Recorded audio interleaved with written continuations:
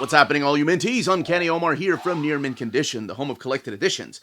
And today I get to take an advanced look at the latest printing of Wolverine Omnibus Volume 2. We're going to be comparing it to the original printing as well. So, join me.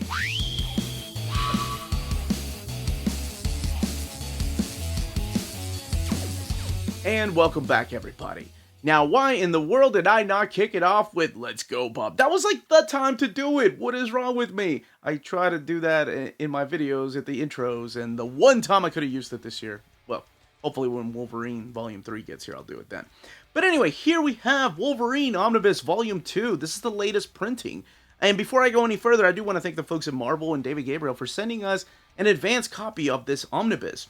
So, I want to say this is the third printing. So a little bit of history behind this is that the first printing came out from the Malaysian printer. It had a flat spine, and then later on it was reprinted again, all three covers at the Donley printer, and then it started having that curved spine that people have grown to love. And this is the latest printing. This one is printed at the iMac printer, and it does have thicker paper than what I'm used to. I just want to go ahead and say that before you get to that part of the video, for the people that it bothers. All right, so all three covers are being reprinted. Now, the big change this time around, though, is the spine. So it did have issues opening up. But the big difference now is this. So they have changed the spine designs for Wolverine Omnibus Volume 2. And with a third one coming out here, hopefully by end of year, probably means that they're going to go with this particular design for Volume 3. That's what I think. With the new printing, they took the chance to give us a new logo. Actually, that is the logo from the comic book itself. The pictures are still the same. As a matter of fact, let's do this. This is one of the direct market covers. And actually, let's just go ahead and pop it on the screen. There we go, with the spine, so you can get a better picture. This is the other direct market cover. First one, of course, by Barry Windsor Smith. The second one by John Byrne. And then the standard edition cover. That one by Jim Lee, which is the one that I have, except now it has a new spine. So that is something that I wanted to point out. Alright, so let's bring the focus back to this. So here we have Wolverine Omnibus Volume 2. Much like we'll just call it the original printing, because it was just a few months after the Malaysian printer. Much like the original printing, it doesn't say Omnibus Volume 2 there. There is a Marvel logo, just like there will be in the new printing here that you saw from the covers and the spines. The spines, of course, looking different, which we've already been over. And then the back of the book, right here. The best is back. Heck yes. Oh, I love seeing this collection. It brings back a lot of memories. I'll talk about it when I open the book, but how little of an influence I had on this book coming out. But here are all the covers of the books that are collected in here. Looks to be about the same font they're using, except it's bolded here.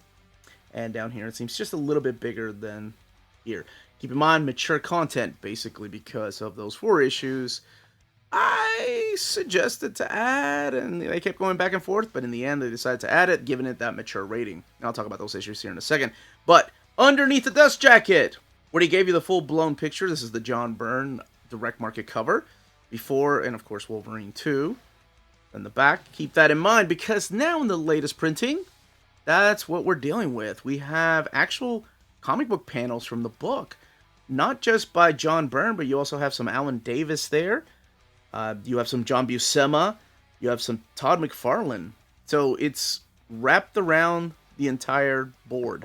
So that's actually pretty cool. I dig that. I did like this, because in case, you didn't get both covers, or all 3 covers. But I think I prefer something like this. I like that design. I think it's really cool. Especially when you're showcasing different artists. I don't know. Gives it more of a classier look to it. Alright, I'm going to crack this open, and then we'll do a little bit of comparison of the internal artwork to see if there's any differences. And, of course, talk about the binding of the book. And the stories in here, of course. Alright, let's get this open. The best there is at what he does. That was the second time I could have said, let's go, bub. But no. Alright, Wolverine Omnibus Volume 2. What it collects down here, which we'll be talking about here in a second. Wolverine Omnibus Volume 2, collecting again, and then all the writers, all the pencilers, inkers, colorists, letterers, the assistant editors and editors at the time, the cover art, depending on which cover you got. Usually they credit the cover artist for the standard edition and then the variant covers down here. The wonderful folks at the collected editions department. And over here is where you'll find the information on where it was printed. This one at the iMac printer in Turkey. Now, saying that, let's go ahead and tell you right off the bat, this feels like a Donley paper, like old school Donley paper printing thickness. So this does kick off with Wolverine and Havoc, or rather Havoc and Wolverine Meltdown, the 4-issue miniseries from 1988. As a matter of fact, I love the mapping on this book. My gosh, it's like I was sitting down at the collected editions office and helping map this, because this is exactly the way that I would have mapped it. Kicking it off with Havoc and Wolverine. Would have added a couple of little things in there, but hey, I'm not going to complain. But kicking it off with Havoc and Wolverine, the dates that it came out, and then we have the graphic novel, The Scorpio Connection, which I'll talk about here in a second, and then you have here the dates that these books started coming out. Keep in mind, at the time, it was coming out twice a month. So, Havoc and Wolverine 4-issue miniseries is in here. Then we have Wolverine 11 through 30, and Nick Fury, Wolverine, The Scorpio Connection graphic novel, The Jungle Adventure, which is so phenomenal, Bloodlust, which is another great book that is completely underrated, and so glad it's collected in here, and Material for Marvel Comics Presents 38 through 71. Holy crap, that may seem like a lot of books, but each one of those issues is only 8 pages worth of Wolverine stories. The book has 1,248 pages and retails for $125, which is the exact same price that the first printing and second printing were. Alright, so kicking it off with Meltdown. This is the 4-issue miniseries that I was like, is there any way to add that in there? And the argument was that it would make the book mature rating. And my counter argument, and then David agreed, was like, hey, what kid is buying a $125 book? And this is Wolverine, and we wanted it to be complete. So at the end, I decided to add it at no additional cost. Freaking love. That was a win. That was a big win for me, for the channel, for all of us that wanted it. So for the people that didn't want Havoc and Wolverine in there at no additional cost, I'm sorry. It added to the length of the book. But it's such a beautiful painted story. It introduces us to a character. Oh, that was the other counter argument. I said, but it introduces us to Scarlet, and she shows up in Age of Apocalypse, and you're reprinting it that year. People aren't going to know who Scarlet is if you don't put the story in here. Yeah, it's not that big of a deal, but that was one of my counter arguments when we were going back and forth. It was so fun to play a big part in this. This is a beautifully crafted story that is actually, the idea was the two artists decided to do this and approach Walter and Louise Simonson. So it was John Muth and Kent Williams, both of the artists, one handling the art for Wolverine, one handling the art for Havoc. And they approached the Simonsons on doing a Wolverine story, a Havoc Wolverine story. So of course they said yes. And the rest is history. Gosh, I love that stuff. And I'm so glad it's in here. Mature content or not, it's just a great read. Now, the next book we get is The Scorpio Connection. This one here by Howard Chaykin, Archie Goodwin, the legendary Archie Goodwin. Actually, Archie Goodwin writes quite a little bit of issues in here. So The Scorpio Connection sees Wolverine and Nick Fury. They were meant to cross paths, of course. And this is after the S.H.I.E.L.D. team in Peru, Viva Peru Carajo, are taken out. Nick Fury recognizes it as the same MO as Scorpio. And Scorpio, for the people that follow Nick Fury and S.H.I.E.L.D., it's his dead brother's alias. Now, Wolverine just wants to get revenge for a friend who was murdered at the scene. And that's how this story comes to play, with both of these characters coming together. Is it really Nick Fury's brother brought back from the dead? One way to find out, right? Is what I always leave it at. Then we get the Johanna Stone Affair. This is a 6-issue series written by the phenomenal Peter David, drawn by the legendary Big John Buscema.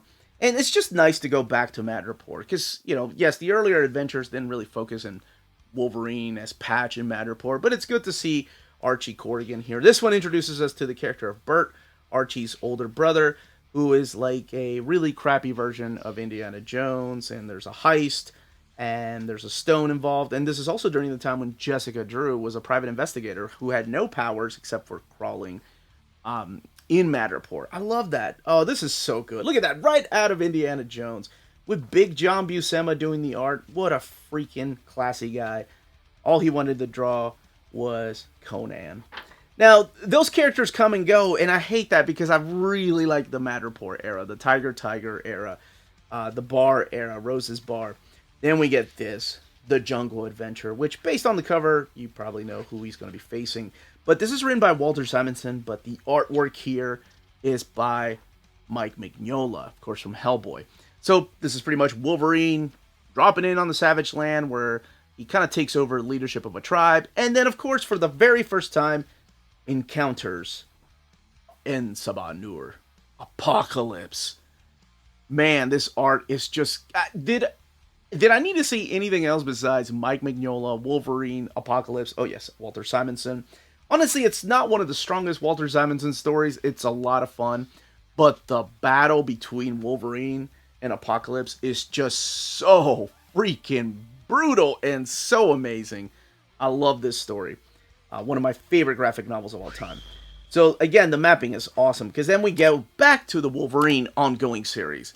And this is really the Archie Goodwin's era of Wolverine. By now, Chris Claremont had gone back and focused on his merry band of mutants, the Uncanny X-Men, and we had Archie Goodwin step in as writer.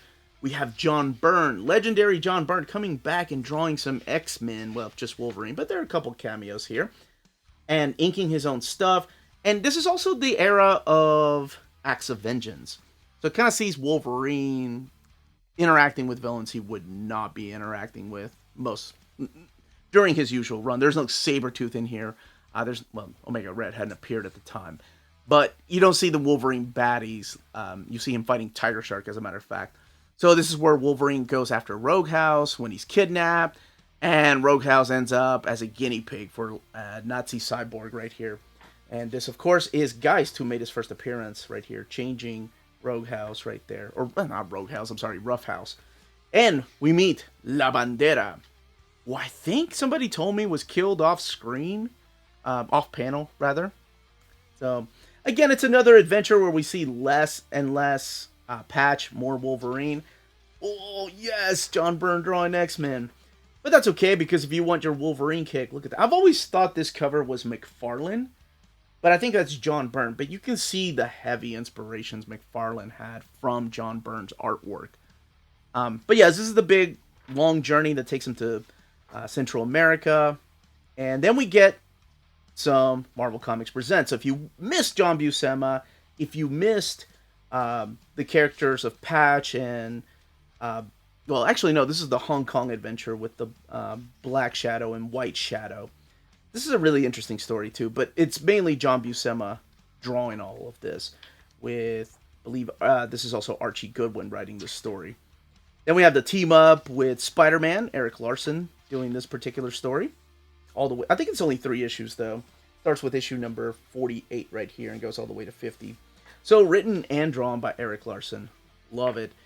We also get a Rob Liefeld story here, I think. This is written and drawn by Rob Liefeld before he took over New Mutants. And the script is by Fabian Nicieza. So this is the early work of both of them working together before they went over to take over New Mutants, which would eventually become X-Force. And this is a story about Wolverine fighting Wildchild from the Alpha Flight era. And has a really weird ending. We get this Gene Colan issue, but it does have a Jim Lee cover. This is issue number 25. Phenomenal artwork by Gene Colan, who I've learned to appreciate the older I get. I'm sorry, issue 24, issue 25 also has a Jim Lee cover. I love issue 25. It's to me, one of the best standalone Wolverine issues. No one talks about this issue, but it could have been his origin story that he's revealing. It is written by Mary Jo Duffy, who takes over the book for a little bit. Drawn by the legendary John Buscema, but he talks about a small child that is raised by a pack of wolves.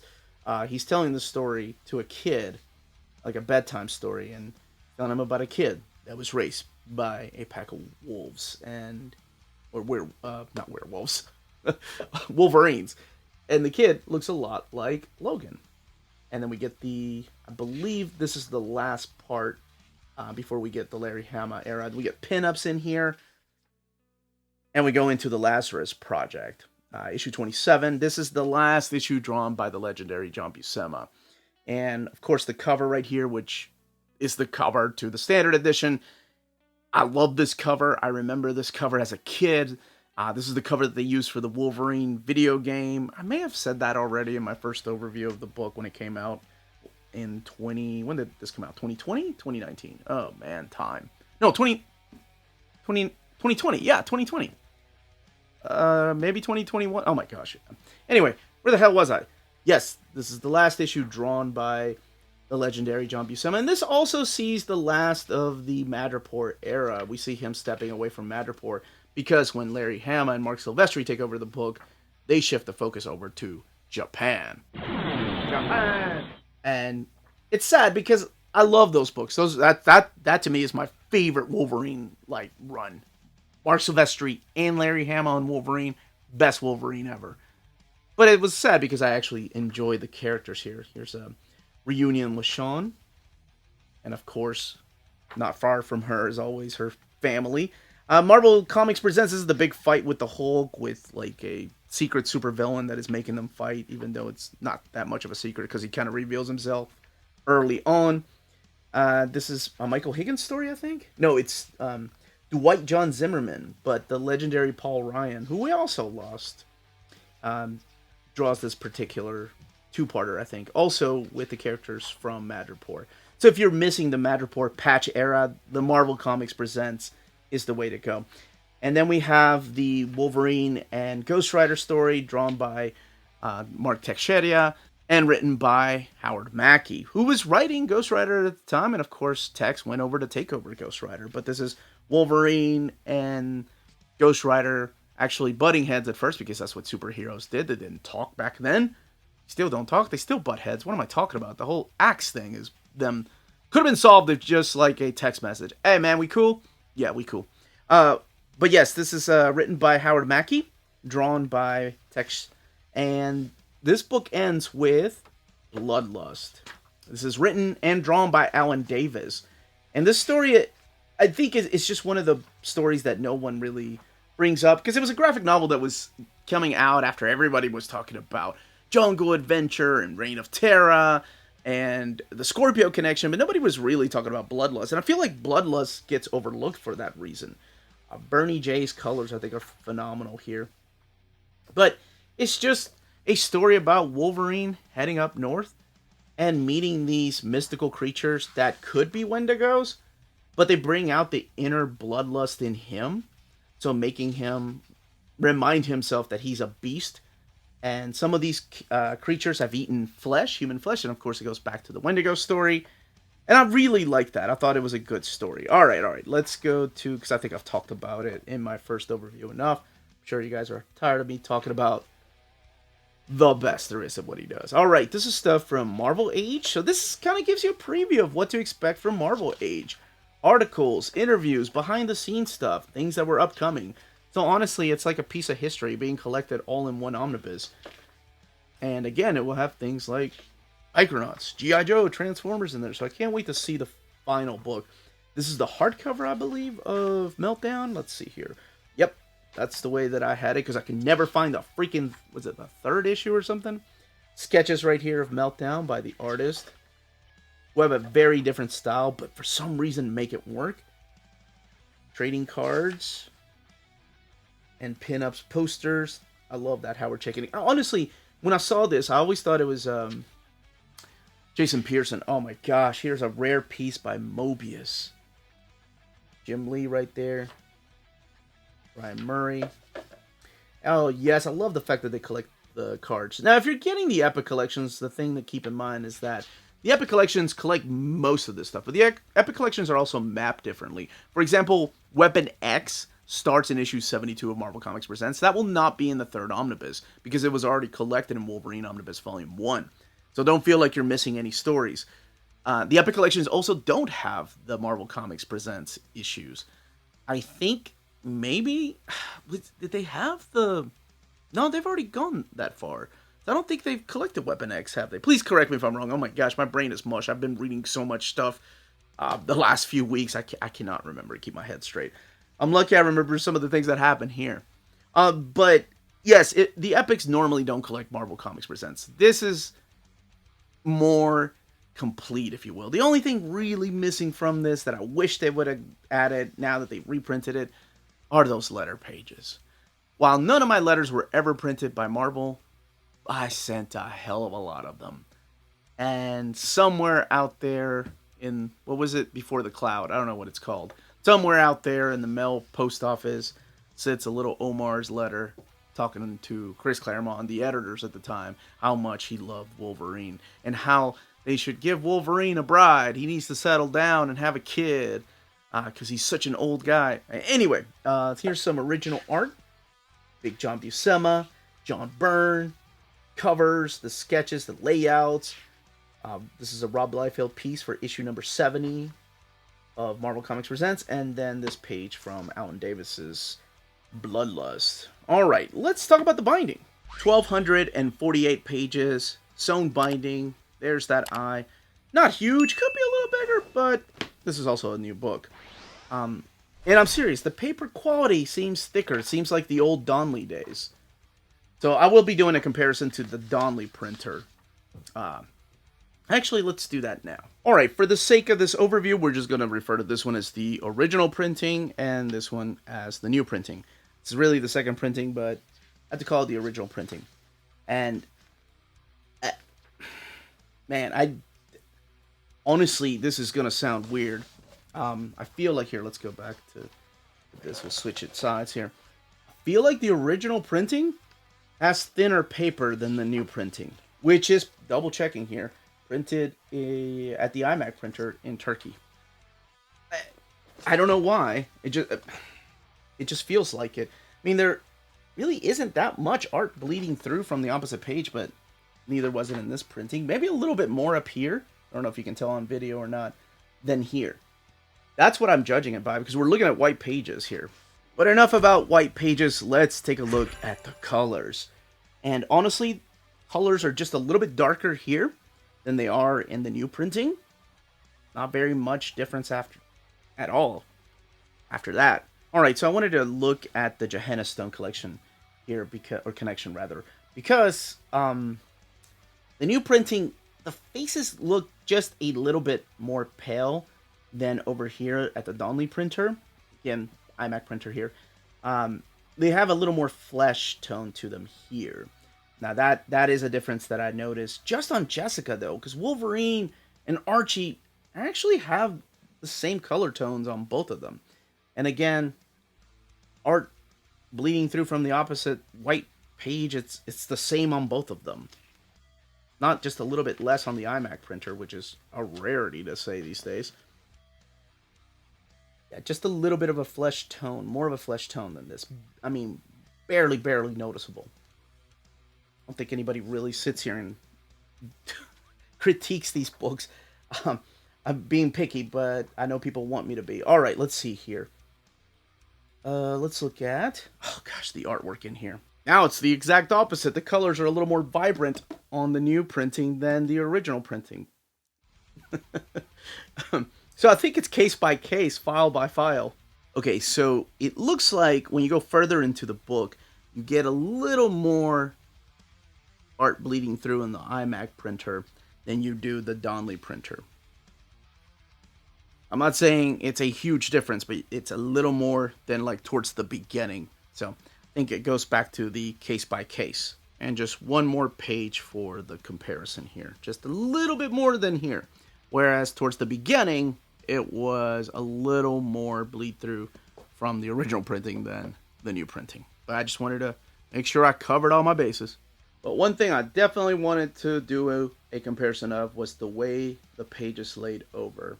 And while there's gutter loss on both of the printings, I think the new printing actually has less gutter loss than the original printing.